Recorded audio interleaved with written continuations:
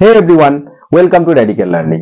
তো আমরা প্রিভিয়াস চ্যাপ্টারে আমরা এই কবিতাটা সম্পর্কে সম্পূর্ণটা পড়লাম, ঠিক আছে। তো এখানে বুঝতে পারলাম যে ইন্ডিভিজুয়াল ডিফারেন্স কি এবং আমাদের ইন্ডিভিজুয়াল যে ডিফারেন্স আছে তাদেরকে আমাদেরকে রেসপেক্ট দিতে হবে এবং কি করতে হবে যে প্রত্যেকের যে ট্যালেন্ট যে ডিফারেন্ট করে এবং সেটাকে আমাদের কিন্তু অ্যাকসেপ্ট করতে হবে এবং অন্যজনের ট্যালেন্টও কিন্তু আমাদের দরকার হতে পারে। তো সমগ্র ভিডিওটা তো আমরা পড়লাম, এবার আমরা তোমাদের যে কম্প্রিহেনশন এক্সারসাইজ আছে সেটা দেখবো কি আছে। প্রথমেই দেখবে যে কি আছে যে চুজ দ্য কারেক্ট অল্টারনেটিভস, অর্থাৎ এমসিকিউ ফলোইং সেন্টেন্স। এখানে আমাদের যে চারটে কি আছে অপশন আছে, সেখান থেকে আমাদের কারেক্ট অল্টারনেটিভ আমাদের চুজ করতে হবে। তো এখানে প্রথমে কি আছে, the squirrel has between the mountain and the, অর্থাৎ স্কোয়াডেল মানে ঝগড়া, কাদের মধ্যে ঝগড়া বিবাদ স্টার্ট হয়েছিল, ঝামেলা ডিসপিউট। প্রথমে আছে র্যাবিট, র্যাট, ক্যাট, স্কুইরেল। আমরা জানি যে স্কুইরেলের সাথে ঝামেলা স্টার্ট হয়েছিল। সেকেন্ড কি আছে, সেকেন্ড আছে Bun has no doubt that the mountain is, Bun মানে কি প্রথমে আমাদের পড়ছি, বান মানে হচ্ছে কাঠবিড়ালি, স্কুইরেলকে বান বলছে। তো Bun has no doubt that the mountain is কি স্মল, বিগ, নোবেল, কাইন্ড। তো মাউন্টেন আমরা জানি যে বিগ, ঠিক আছে।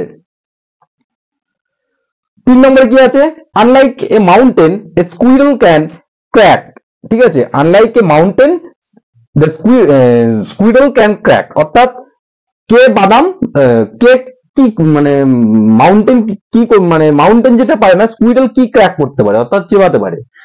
একটা হচ্ছে কে, নাট, জোক, স্টোন আর লক। আমরা জানি যে নাট অর্থাৎ বাদাম, ঠিক আছে। তাহলে তোমাদের বইয়ে এইটুকুই এমসিকিউ আছে, ঠিক আছে। তো এটা হচ্ছে তোমাদের সম্পূর্ণ এমসিকিউ এর answer. Hey everyone, welcome to radical learning. তো আমরা প্রিভিয়াস চ্যাপ্টারে আমরা এই কবিতাটা সম্পর্কে সম্পূর্ণটা পড়লাম, ঠিক আছে। তো এখানে বুঝতে পারলাম যে ইন্ডিভিজুয়াল ডিফারেন্স কি এবং আমাদের ইন্ডিভিজুয়াল যে ডিফারেন্স আছে তাদেরকে আমাদেরকে রেসপেক্ট দিতে হবে এবং কি করতে হবে যে প্রত্যেকের যে ট্যালেন্ট যে ডিফারেন্ট করে এবং সেটাকে আমাদের কিন্তু অ্যাকসেপ্ট করতে হবে এবং অন্যজনের ট্যালেন্টও কিন্তু আমাদের দরকার হতে পারে। তো সমগ্র ভিডিওটা তো আমরা পড়লাম, এবার আমরা তোমাদের যে কম্প্রিহেনশন এক্সারসাইজ আছে সেটা দেখবো কি আছে। প্রথমেই দেখবে যে কি আছে যে চুজ দ্য কারেক্ট অল্টারনেটিভস, অর্থাৎ এমসিকিউ ফলোইং সেন্টেন্স। এখানে আমাদের যে চারটে কি আছে অপশন আছে, সেখান থেকে আমাদের কারেক্ট অল্টারনেটিভ আমাদের চুজ করতে হবে। তো এখানে প্রথমে কি আছে, the squirrel has between the mountain and the, অর্থাৎ স্কোয়াডেল মানে ঝগড়া, কাদের মধ্যে ঝগড়া বিবাদ স্টার্ট হয়েছিল, ঝামেলা ডিসপিউট। প্রথমে আছে র্যাবিট, র্যাট, ক্যাট, স্কুইরেল। আমরা জানি যে স্কুইরেলের সাথে ঝামেলা স্টার্ট হয়েছিল। সেকেন্ড কি আছে, সেকেন্ড আছে Bun has no doubt that the mountain is, Bun মানে কি প্রথমে আমাদের পড়ছি, বান মানে হচ্ছে কাঠবিড়ালি, স্কুইরেলকে বান বলছে। তো Bun has no doubt that the mountain is কি স্মল, বিগ, নোবেল, কাইন্ড। তো মাউন্টেন আমরা জানি যে বিগ, ঠিক আছে। 3 নম্বরে কি আছে, unlike a mountain A squirrel can crack, ঠিক আছে। Unlike a mountain the squirrel can crack, অর্থাৎ কে বাদাম কে কি মানে মাউন্টেন কি মানে মাউন্টেন যেটা পারে না, স্কুইরেল কি ক্র্যাক করতে পারে, অর্থাৎ চেবাতে পারে। একটা হচ্ছে কে, নাট, জোক, স্টোন আর লক। আমরা জানি যে নাট অর্থাৎ বাদাম, ঠিক আছে। তাহলে তোমাদের বইয়ে এইটুকুই এমসিকিউ আছে, ঠিক আছে। তো এটা হচ্ছে তোমাদের সম্পূর্ণ এমসিকিউ এর অ্যান্সার। এবার তোমাদের 2 নম্বরের যেটা আছে, অর্থাৎ কি আছে, state whether the following statement true or false, অর্থাৎ ট্রু আর ফলস করতে হবে, তার সাথে আমাদের কি দিতে হবে, একটা সাপোর্টিং স্টেটমেন্ট দিতে হবে। অর্থাৎ তুমি যে এটা এই বক্তব্যটা তোমার ট্রু এবং ফলস কেন হয়েছে সেই সম্পর্কে তার একটা সাপোর্টিং স্টেটমেন্ট তোমাদেরকে লিখতে হবে। তো প্রথমে কি আছে, প্রথমে আছে the mountain called squirrel little Bun, অর্থাৎ মাউন্টেন কাকে বলেছিল, কাঠবিড়ালিকে বলেছিল লিটল বান। বান মানে তো আমরা কি কাঠবিড়ালি জানি, কিন্তু মাউন্টেন কি বলেছিল, মাউন্টেন লিটল বান বলেছিল লিটল প্রিগ, তাই তো। তাহলে আমাদের প্রথমে এটা কি হবে, ফলস হবে, স্টেটমেন্টটা ফলস হবে। এই হ্যাঁ এটা ফলস হবে। এবার এর সাপোর্টিং আমরা কি লিখবো, আমরা লিখ and the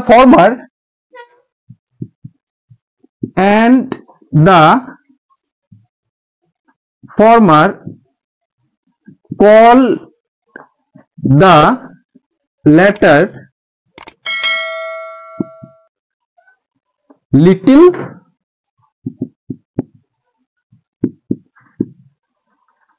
pig, এটা সাপোর্টিং স্টেটমেন্ট হবে। ঠিক আছে, তারপরটা দেখবো, অর্থাৎ সেকেন্ডে কি বলছে, the squirrel is spryer than the mountain. Spryer কথাটা মানে কি, life, full of life, energetic, তাই তো, কিন্তু squirrel is spryer than mountain, obviously squirrel is spryer than mountain, তাই তো আমরা পড়েছি কবিতাতে। তো সুতরাং এটা কি হবে, ট্রু। এর সাপোর্টিং স্টেটমেন্ট কি হবে, সাপোর্টিং হবে and not half so spry, clear. 3 নম্বরে দেখো সিতে আছে the mountain can carry forest on its back, অর্থাৎ মাউন্টেন কি করতে পারে, তার পিঠে ফরেস্ট কে ক্যারি করতে পারে, বহন করতে পারে, ট্রু। তাহলে সাপোর্টিং স্টেটমেন্ট কি হবে, মাউন্টেন, স্কুইডল কি বলেছিল, যে স্কুইডল স্বীকার করেছিল যে if I can not carry forest on my back, এটা হবে সাপোর্টিং স্টেটমেন্ট, ক্লিয়ার। এবার তোমাদের 3 নম্বরে কি আছে দেখো, 3 নম্বরে আছে অ্যান্সার দ্য ফলোইং কোয়েশ্চেন্স, অর্থাৎ নিচের নিম্নলিখিত কোয়েশ্চেন গুলো তোমাদেরকে অ্যান্সার দিতে হবে, খুবই সহজ সিম্পল কোয়েশ্চেন দেওয়া আছে। এখানে কি আছে, who had a quarrel with squirrel, অর্থাৎ স্কুইডলের সাথে কার ঝগড়া হয়েছিল, স্কুইডলের সাথে আমরা প্রথমেই পড়েছি যে মাউন্টেনের ঝগড়া হয়েছিল। তাহলে সিম্পল অ্যান্সার কি লিখবো, অ্যান্সার আমি কি লিখবো, দ্য মাউন্টেন হ্যাড এ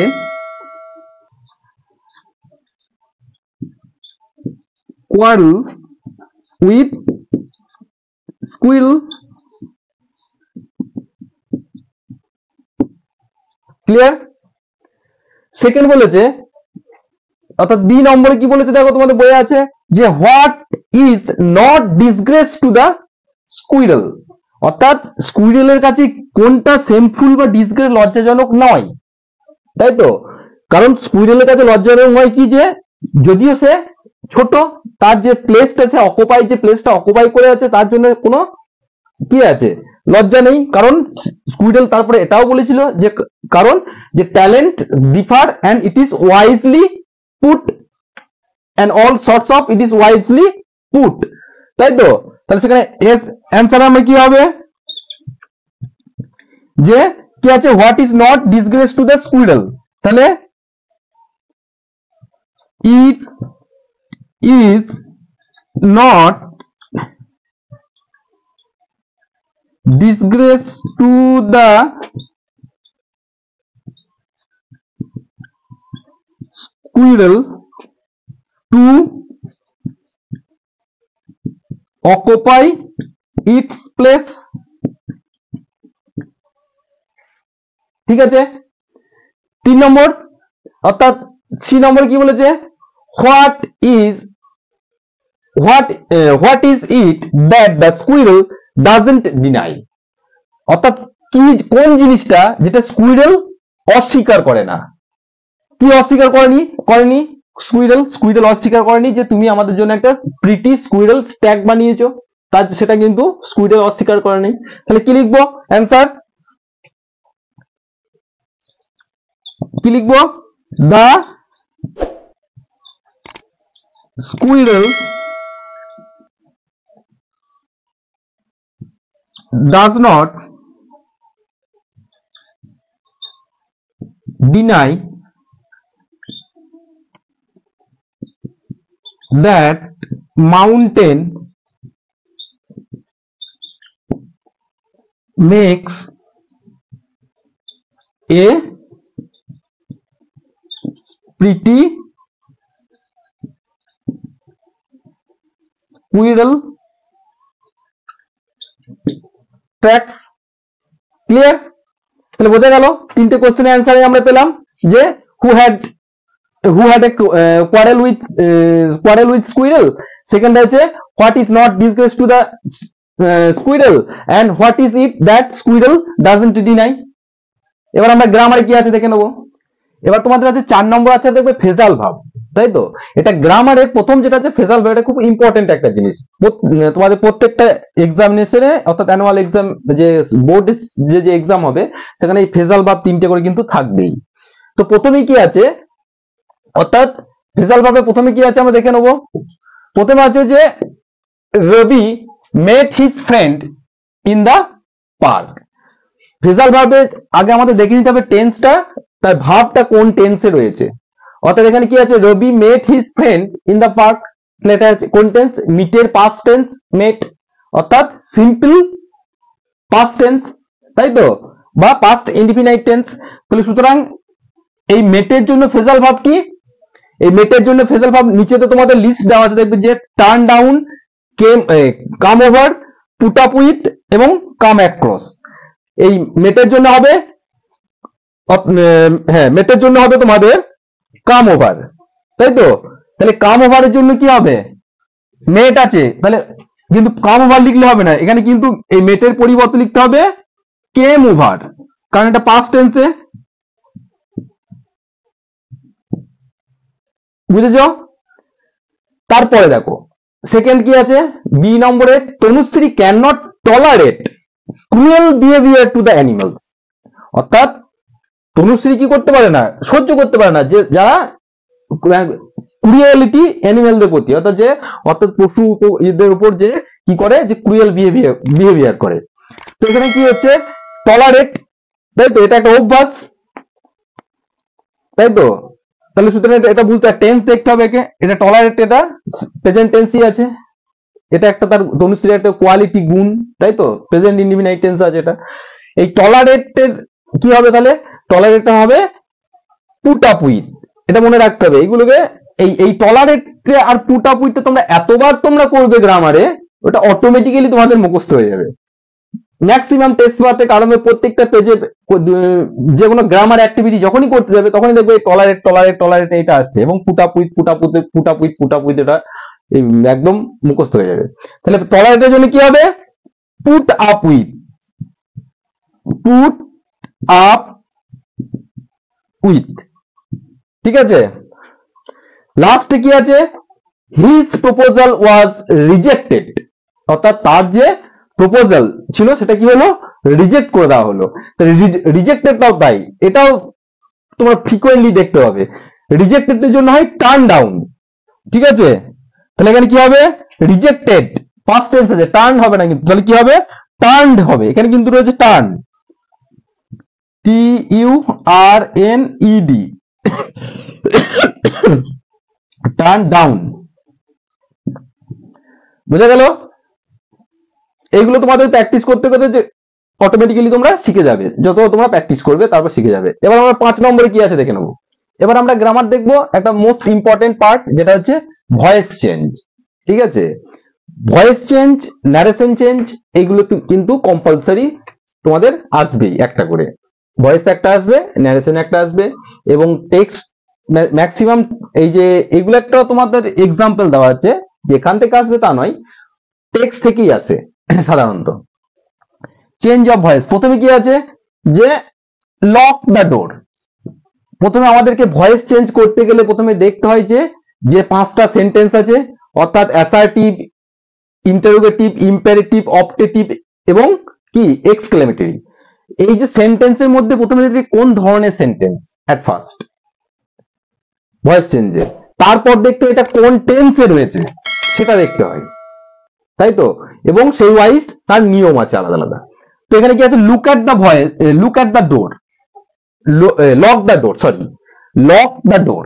এখানে কি করছে, হয় আদেশ করছে বা অনুরোধ করছে, অর্থাৎ ইম্পারেটিভ সেন্টেন্স। এবং ইম্পারেটিভ সেন্টেন্সে ভয়েস চেঞ্জ করতে হলে কি করতে হয়, লেট দিয়ে স্টার্ট করতে হয়। ঠিক আছে, তাহলে এখানে কি করব,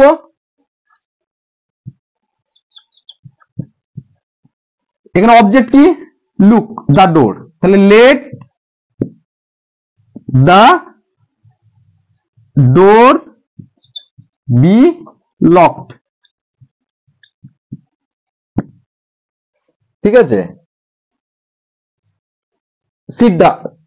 শাট the window, let the window be shut. ঠিক আছে, close the door, let the door be closed, imperative sentence.